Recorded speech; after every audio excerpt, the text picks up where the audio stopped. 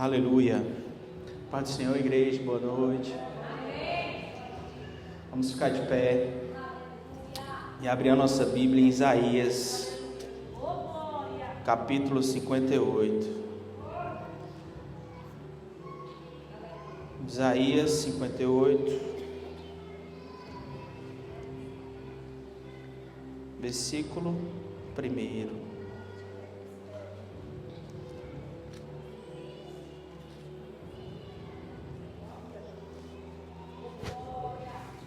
Amém?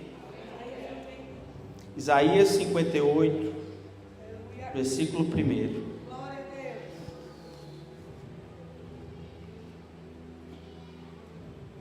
Amém?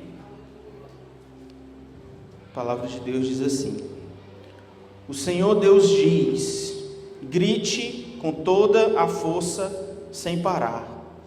Grite alto, como se você fosse trombeta. Anuncie ao meu povo, os descendentes de Jacó, os seus pecados e as suas maldades. Pode sentar, igreja. Querido Deus, Pai eterno, mais uma vez, Deus, estamos falando contigo neste momento da palavra, para te apresentar este momento e estes versículos que foram lidos, e tudo aquilo, Deus, que está aqui anotado, que o Senhor colocou no meu coração para passar para a tua igreja.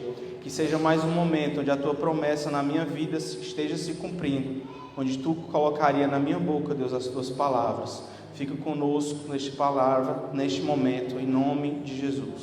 Amém. O livro de Isaías, você vem lendo de Gênesis na sequência, você percebe que Isaías, ele é como se fosse um resumo de tudo que aconteceu com o povo de Israel. Ali é o final de toda uma história. Para a gente entender um pouco da história de Israel, todos nós sabemos, boa parte de nós sabemos toda a história, mas a gente precisa lembrar um pouco, alguns trechos. Vocês lembram que o povo era escravo no Egito, e Deus libertou esse povo através de Moisés, com aquelas pragas, matou todos os primogênitos. O povo foi liberto do reinado de Faraó, e eles passaram 40 anos no deserto. Ali, durante o deserto, Deus mandava comida do céu. As roupas que eles vestiam não diminuíam, não envelheciam, elas cresciam junto com o corpo. As sandálias também. De dia tinha uma nuvem que fazia sombra para o povo, de noite tinha uma coluna de fogo que esquentava o povo. Deus fez brotar água de uma rocha. Deus cuidava muito do povo nesses 40 anos, e mesmo assim o povo às vezes se desviava dele, deixava o Senhor, não fazia o que agradava, depois se arrependia e voltava, enfim. E chega um momento que eles conquistam a terra prometida, com Josué já. Então eles conquistam aquela terra, passam a viver lá, e nesse período tem muitos juízes, muitos reis, passou ali Salomão, passou ali Davi, e o povo sempre nesse vai e vem. Adora a Deus, deixa Deus, volta para Deus, deixa Deus. E quando chega esse período de Isaías, eu sinto aqui, lendo os versículos, como se Deus dissesse: eu já estou tanto tempo fazendo tanta coisa por vocês, e vocês continuam errando. Eu já falei de todas as formas com vocês, e vocês continuam errando. E o livro de Isaías, em muitos versículos, é como se Deus dissesse: cara, é assim. Parece que vocês não estão entendendo, mas é desse jeito que eu quero falar. Vocês fazem assim, mas é errado, é desse jeito. Então ele deixa claro nesse momento o que vai acontecer se o povo continuar nesse: não sou crente, não sou crente, adoro a Deus, adoro a Baal, não adoro, depois eu volto, me arrependo. E quando Deus ele mostra algo ruim sobre a nossa vida, o que vai acontecer, não é que vai acontecer, é que pode acontecer se não fizermos nada a respeito àquilo. Isaías falou várias coisas ruins que aconteceriam para o povo, não porque ia acontecer, é porque poderia acontecer se o povo não se arrependesse. Da mesma forma na nossa vida, quando Deus mostra algo ruim na nossa vida, Ele não está dizendo que vai acontecer, pode acontecer. se continuarmos com as mesmas práticas. Ele nos avisa para a gente mudar o comportamento e mudar o desfecho, e a história ser mudada. Ele quer que a história seja mudada, senão ele não avisaria, senão ele não mostraria o que está errado. E ele nos mostra o que está errado, para que não aconteça. É diferente, ele quer que não aconteça. Olha, filho, se você continuar assim, o destino é esse. Muda, não quero que seja desse jeito. Isaías alertou o povo de Israel naquela época. Mas diferente de nós, que somos alertados e a gente muda a direção, o povo de Israel não mudou. E tudo que Isaías falou de ruim aconteceu, porque o povo não mudou a rota. Não é porque Deus disse que ia acontecer. Como eu disse, pode acontecer, depende da gente. E depois de Isaías, o povo é levado, exilado para a Babilônia. Eles passam do domínio da Babilônia para a Pérsia, depois para Roma, e passam pelos gregos. Só isso são 500 anos, imagina, 500 anos. E muitos desses períodos, eles viviam no canto ali do império. Eles viviam em paz, entre aspas, mas ainda sobre o domínio dos gregos, dos romanos, dos persas. Eles eram semi-livres, mas não eram livres, porque não seguiram o que Isaías disse. Olha, faz assim.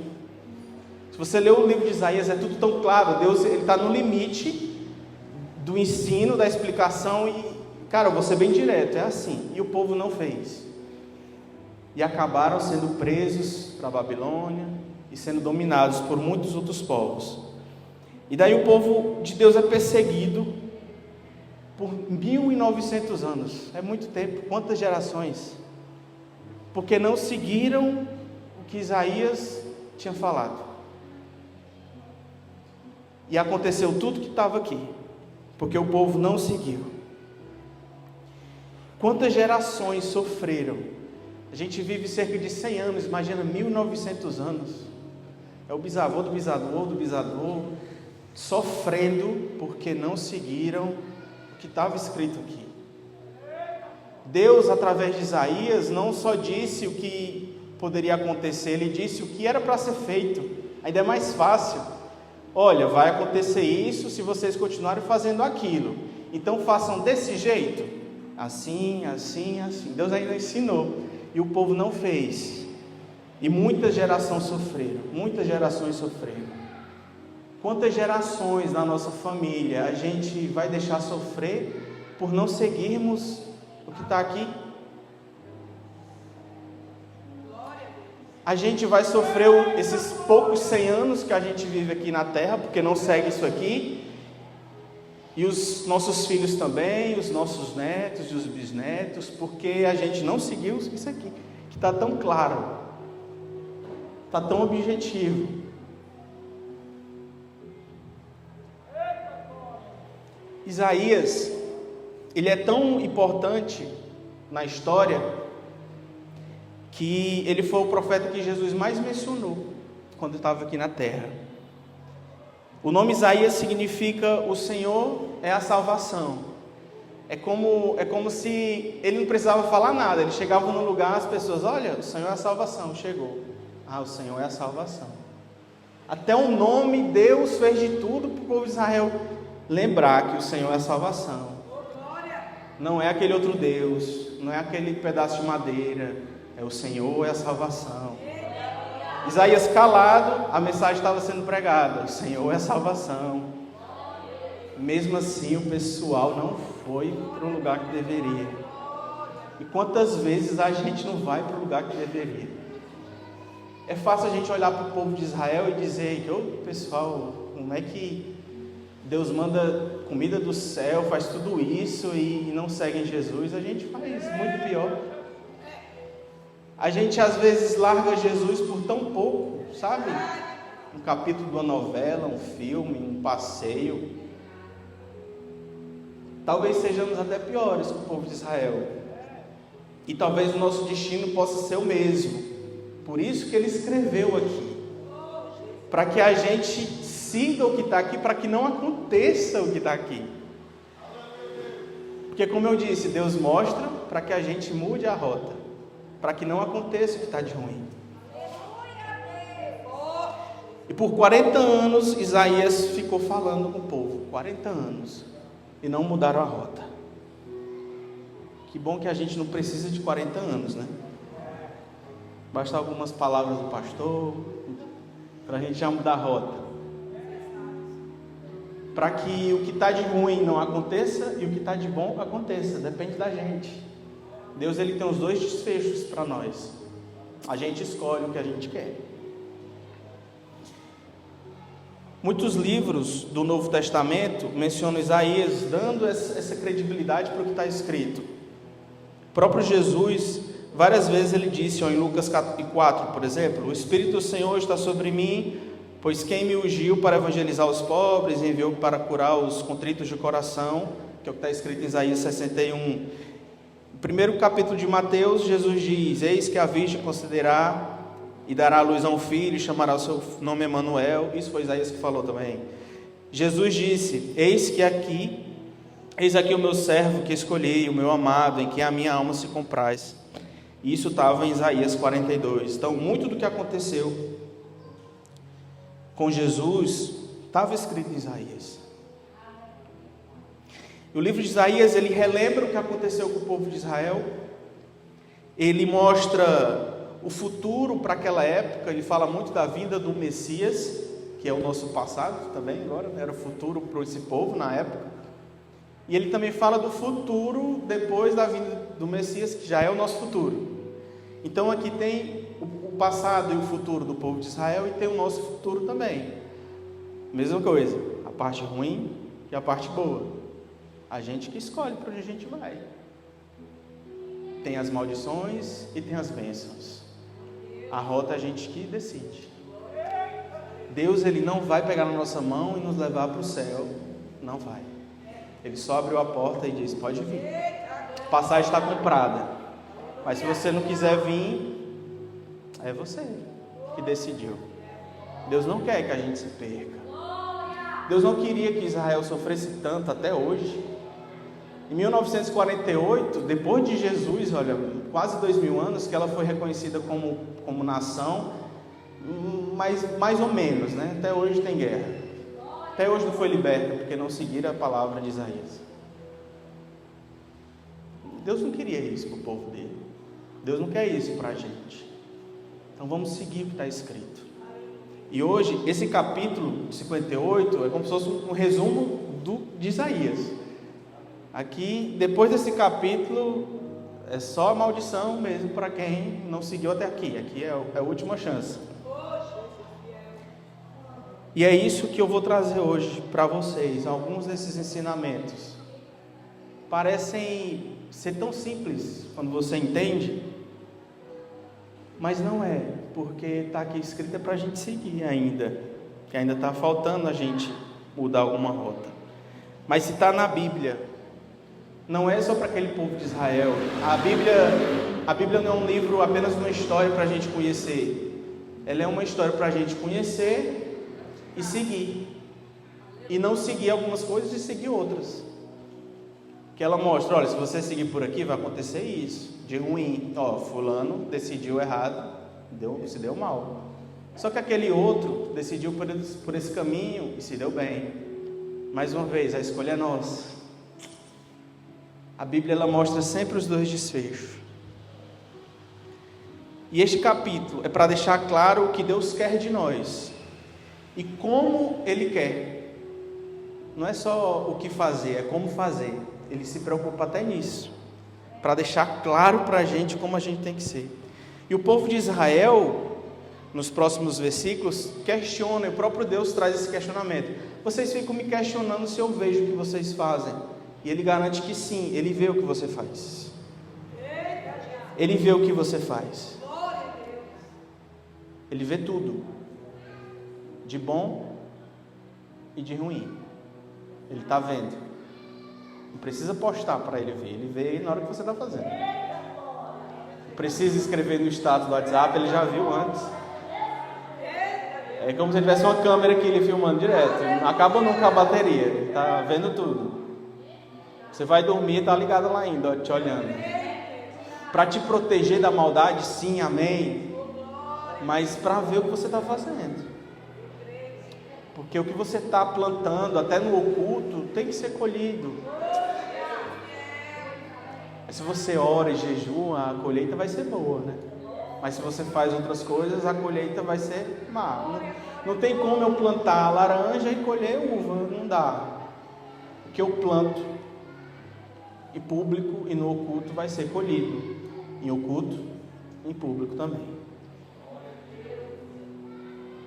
Ele sabe com quem você conversa, escondido. Que perfis você olha no Instagram. Que sites você acessa. Que você assiste na sua TV. Que você ouve no rádio, Spotify, bota no fone. Ninguém está ouvindo. Ele está ouvindo. É você e ele ouvindo. Até o que você pensa, ele ouve. Ele é onisciente, ele é onipresente. Hebreus 4 diz assim: nada em toda a criação, nada, até na árvore, o peixe lá no fundo do mar que a gente nem conhece, das plantas, nada na criação, planeta Terra, lá nos planetas distantes, nada da criação está oculto aos olhos de Deus. Não sei o que estou dizendo, Hebreus 4:13, nada em toda a criação está oculto aos olhos de Deus. Tudo está descoberto e exposto diante dos olhos daquele a quem havemos de prestar contas. A gente vai prestar contas. Das coisas boas, aí vai ser bom, né? Das coisas ruins também.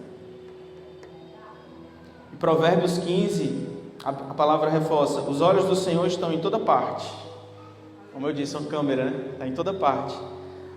Observando atentamente. Não é só olhando, né? Às vezes a gente está aqui me olhando e a cabeça lá longe. Não, ele está atentamente. Observando atentamente os maus e os bons. Não é porque a pessoa é má que Deus não está olhando. Deus está olhando também. Da mesma forma que está olhando os bons. Ele olha todo mundo. Então eu vou fazer só coisas boas. Aí vai dar tudo certo.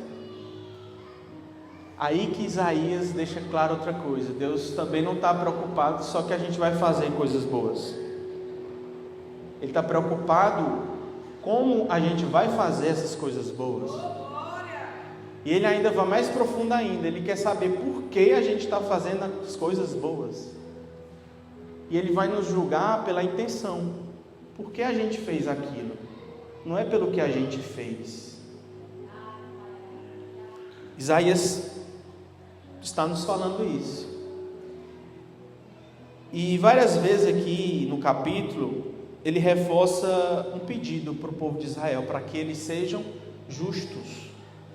Ora, ele diz: soltem os que foram presos injustamente, tire de cima deles o peso que os faz sofrer, ponham em liberdade os oprimidos, acabem com todo tipo de escravidão. São várias passagens pedindo para o povo ser justo, para que o povo tenha justiça. E essa é a palavra para a gente. A primeira coisa: sejam justos. Aí a gente pensa logo em justiça, acha que é o Supremo Tribunal, o advogado, o juiz, essa justiça. Só que essa palavra é para a gente, pessoas comuns, e Ele quer que nós sejamos justos.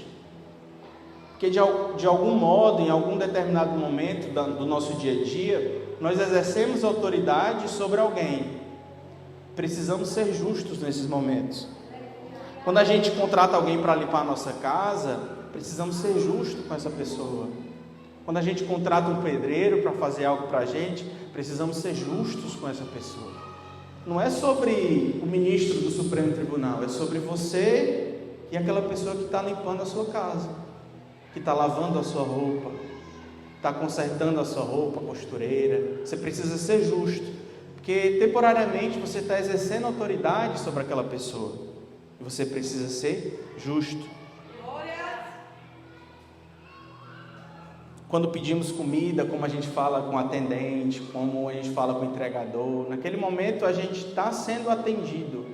Então a gente precisa ser justo com aquelas pessoas, com os nossos filhos, com os nossos alunos, com os nossos funcionários. Precisamos ser justos. São nesses níveis que Deus quer que sejamos justos, nos nossos níveis. A gente fica esperando a justiça dos grandes ou da justiça brasileira e esquece de ser justo nas nossas coisas. A gente vai na padaria, na bodega e não é justo com aquela pessoa que está ali. Quando a gente recebe um troco errado e passa ali um dinheiro, a gente, deixa para lá. Não estamos sendo justos nas pequenas coisas.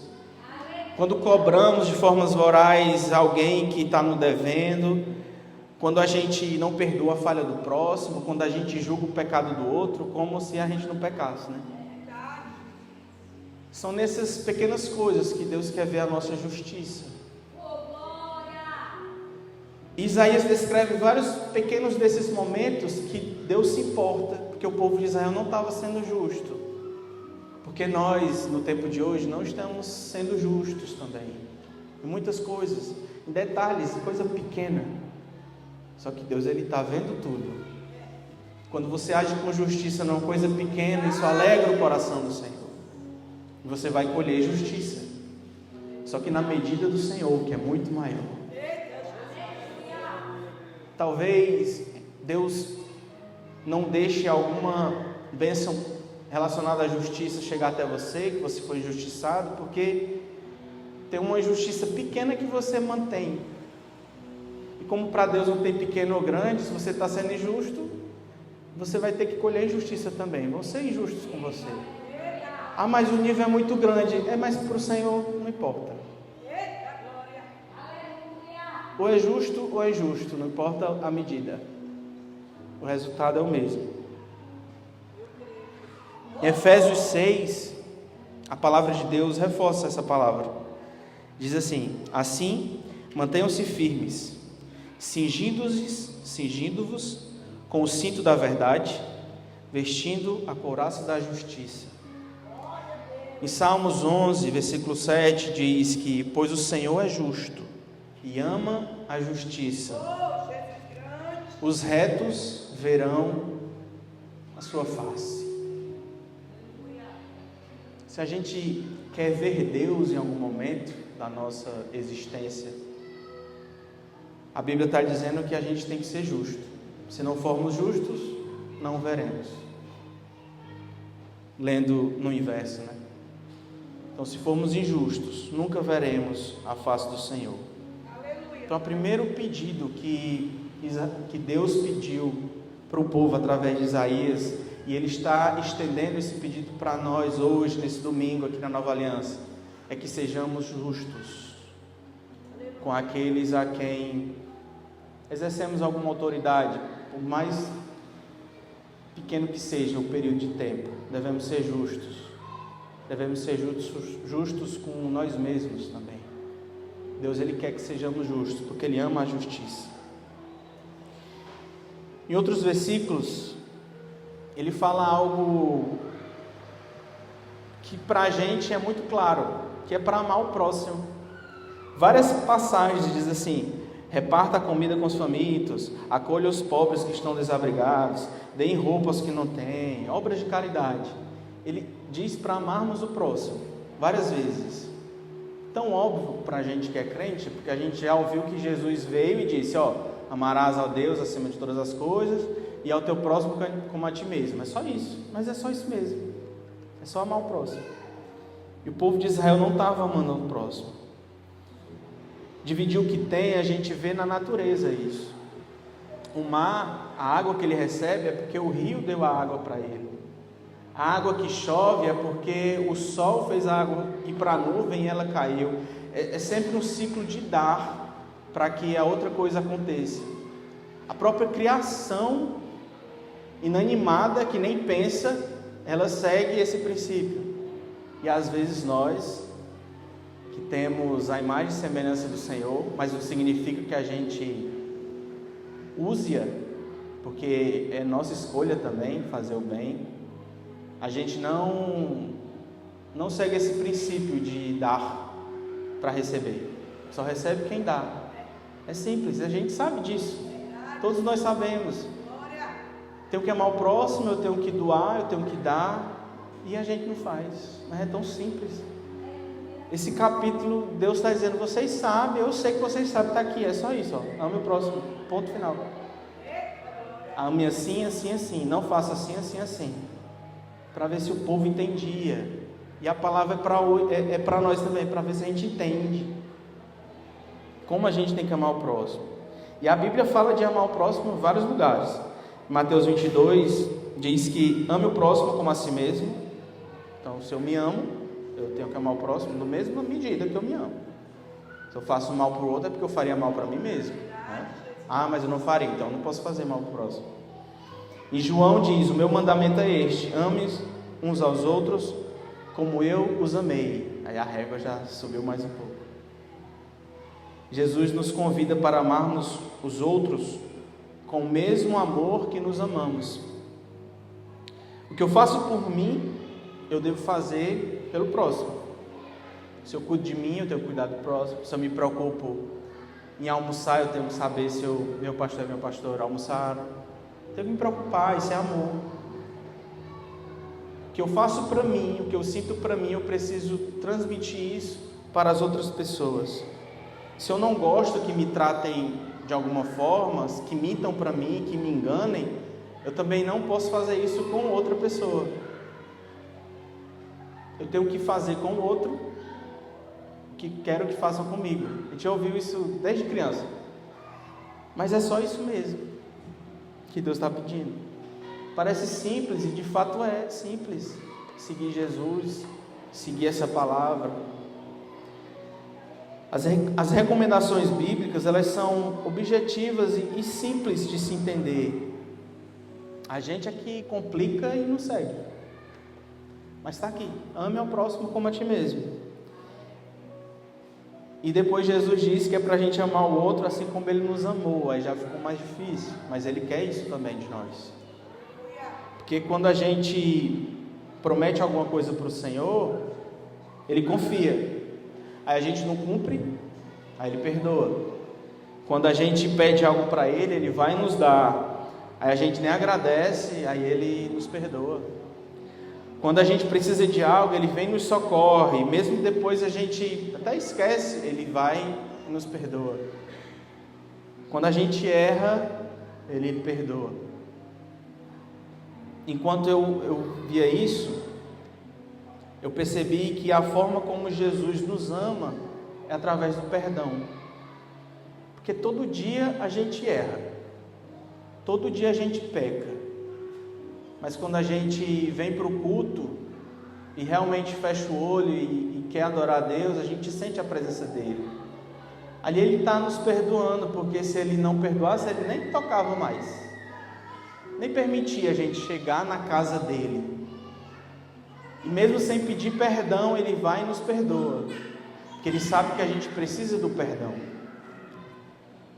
E é esse nível de amor que Ele quer que a gente tenha com o próximo. Com perdão. Se alguém olhar torto para você, para mim, a gente vai e perdoa. Se alguém mentir para nós, perdoamos. Quando a gente mente para o Senhor, Ele nos perdoa. Então, se alguém mentir para mim, eu tenho que perdoar também. É na mesma medida. Isso que Jesus está pedindo, para amarmos como Ele nos ama. Se alguém nos enganar, a gente perdoa, porque quando a gente engana Jesus, Ele também nos perdoa. Se alguém nos ferir, a gente vai e perdoa, porque a gente fere o Senhor o tempo inteiro e Ele nos perdoa. A gente tem que perdoar. Se alguém nos roubar alguma coisa, a gente vai e liga para a polícia. Não, a gente perdoa, porque a gente rouba o Senhor o tempo inteiro. Nosso corpo é templo e morada do Espírito Santo. Quando a gente usa ele para fazer alguma coisa errada, estamos roubando o templo dele. Mas Ele vai e nos perdoa. E Ele quer que a gente vá nesse mesmo nível com as outras pessoas. Porque a gente faz muito pior com o Senhor. E mesmo assim Ele nos perdoa. Isaías, ele termina essa parte de amar o próximo, dando foco em uma coisa muito específica. que é para a gente cuidar dos nossos. Ele termina o versículo 7 assim: e que nunca deixem de socorrer seus parentes. 1 Timóteo, Paulo escreveu no capítulo 5, dizendo o seguinte: mas se alguém não tem cuidado dos seus, são seus familiares, né? Sua família, e principalmente dos da sua família, negou a fé, e é pior que o infiel. Acho que não precisa nem explicar. Paulo botou esse versículo e pronto, acabou. Se eu não cuido da minha família, eu sou pior do que aquele que é infiel, aquele que nem segue a Deus, eu sou pior que ele. E eu estou negando a fé. Eu sei que aqui a coisa pesa mais ainda. É difícil amar o próximo nesse nível de Jesus, que Jesus nos ama, é difícil a gente amar o próximo. Mas comparando com o familiar, pode ser até mais fácil eu amar uma pessoa que eu não conheço. Eu não sei quem é, nunca fez mal para mim, eu não tenho um vínculo emocional algum, então eu consigo amar como Jesus me amou. Mas e o nosso familiar? Aquele mesmo que fez aquilo com você 20 anos atrás, que até hoje machuca quando você pensa. Aquele familiar que você distanciou porque fez algo contigo. A Bíblia está dizendo que a gente tem que amar ele do mesmo jeito que Jesus nos ama. E é difícil, não é fácil não. Porque a régua está lá em cima do amar o próximo, e eu tenho que amar o da minha família primeiro, senão eu estou negando a fé. Paulo, ele deixou muito séria a situação, e eu estou deixando mais ainda por estar falando hoje, porque a gente não é mais inocente. Muita coisa que está na Bíblia, coisas boas, você não vive porque você não leu ainda, porque você é inocente. Muita coisa que eu não li ainda, eu não vivo porque eu não li, não conheço, tanto para o bom quanto para o mal. Se hoje Deus está nos dizendo para amarmos os nossos familiares, assim como Jesus nos amou, não somos mais inocentes a partir de amanhã. E essa palavra vai recair sobre nós. Estaremos negando a fé e estaremos conscientes de estarmos negando a Jesus. Olha, a gente olha para Pedro e diz: olha, negou Jesus 3 vezes. Se eu não cuidar do meu parente, estou fazendo a mesma coisa. Se eu não amar o meu parente, mas ele fez muita maldade comigo. Mas tem que amar, senão está negando a fé. É o que a Bíblia está dizendo. Ela não abre espaço para argumentação, para questionamento. E se a gente for entrar nessa parte de família, termina amanhã. Mas vamos para frente. Mas tudo que eu falei que é para o próximo, que já é difícil, a gente tem que fazer primeiro com os nossos, da nossa casa, os nossos familiares. E é aquele mesmo que quando tu falar, você lembrou daquela pessoa. É para ele mesmo que você tem que amar. E não amar no modelo de Jesus, que é com o perdão. Ele nos ama perdoando, e a gente tem que amar também perdoando. Já para a gente seguir para o encerramento, quero que você abra, se você fechou a Bíblia, o capítulo 58, de Isaías, o versículo 8. Porque Deus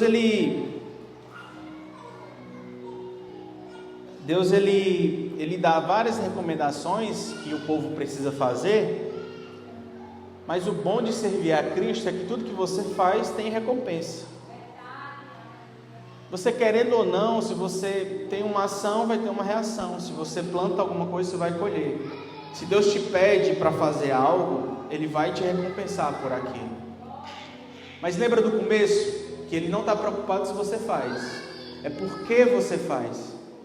Se a sua intenção for apenas receber algo em troca, Ele vai desconsiderar o que você fez. Mas se você fizer de coração, se você realmente se dedicar em seguir essas palavras, Ele vai te dar algo grandioso. E você pode pensar que é sobre a salvação, que é sobre a eternidade. Isso também. Mas nesse capítulo, Deus ele entrega coisas terrenas. Porque apesar da Bíblia inteira falar sobre o céu, sobre o inferno, sobre a salvação, Deus sabe que a gente está preocupado com aquele boleto que está atrasando. Deus sabe que a gente está preocupado com a conta que eu tenho que pagar amanhã, com a dívida que eu tenho que pagar e não tenho como, com o problema que eu tenho para resolver, com o carro que eu preciso comprar, com a roupa, até com um brinco que você quer comprar, um relógio. Ele está preocupado com isso. E o povo de Israel também estava preocupado com coisas terrenas. E mesmo sendo apenas os 100 anos que a gente vive aqui, 110, 120, e a eternidade é infinitamente maior, se seguirmos as palavras do Senhor, Ele vai nos dar algo grandioso aqui ainda, na terra. Porque a salvação Ele já nos deu. Se seguirmos isso, é porque somos salvos. Aquele que rouba e não para de roubar, é porque ele não é salvo ainda. Ele não consegue deixar de roubar. Porque só deixa de roubar quem é salvo. Só consegue parar de mentir quem teve encontro com Jesus. Então o mentiroso, ele continua mentiroso até ter encontro com Jesus. Ele pode até querer, mas ele não deixa, porque não é pela vontade dele, é pelo encontro com Jesus. Então se você consegue fazer essas coisas, você já tem a salvação. Isso Deus já lhe deu. Só que Ele vai lhe dar algo mais, que a gente vai ler agora. Isaías 58, versículo 8. Você fica de pé, com a Bíblia aberta, que a gente vai ler esses versículos juntos. Se você for justo nas pequenas coisas, se você amar o próximo do mesmo jeito que Jesus te amou, e cuidar dos seus familiares também nesse rolê, Deus ele vai te dar algumas coisas aqui na terra ainda. Versículo 8: então a luz da minha salvação brilhará como o sol, não haverá mais escuridão na tua vida, e logo vocês todos ficarão curados. Você vai ter cura. O seu Salvador os guiará. Você vai ter direção na sua vida. E a presença do Senhor Deus os protegerá por todos os lados. Você vai ter proteção. Quando vocês gritarem pedindo socorro, eu os atenderei. Pedirão a minha ajuda e eu os direi: estou aqui. Você não estará sozinho. Se acabarem com todo tipo de exploração, com todas as ameaças e xingamentos, se derem de comer aos famintos e socorrer os necessitados, a luz da minha salvação brilhará, e a escuridão em que vocês vivem ficará igual à luz do meio-dia. Ele diz mais uma vez: não haverá escuridão na sua vida, só luz. Versículo 11: eu, o Senhor, sempre os guiarei, até mesmo no deserto. Ele lembra que vai te dar o direcionamento em tudo que você for fazer. Eu lhes darei de comer, vai ter provisão na tua vida. E farei com que fiquem sãos e fortes, vai ter saúde. Vocês serão como um jardim bem regado, como uma fonte de onde não para de correr água. Vocês serão prósperos. Em cima dos alicerces antigos. Lembra que o povo de Israel estava preso nessa época? A cidade dele foi destruída. E Deus diz no versículo 12: em cima dos alicerces antigos, vocês construirão cidades que tinham sido arrasadas. Vai ter restituição na tua casa.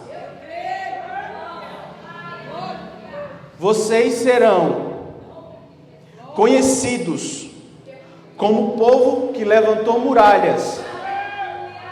De novo, que construiu novamente casas que tinham caído. Você vai ter honra. se seguirem todas essas recomendações simples, ser justo, amar o próximo e cuidar da família, vocês serão honrados, vocês terão restituição, vocês terão saúde, vocês terão proteção, vocês terão direção, e o nome do Senhor brilhará na tua vida por todos os dias aqui na terra, que a salvação ela já está garantida para você. Amém? Glória a Deus.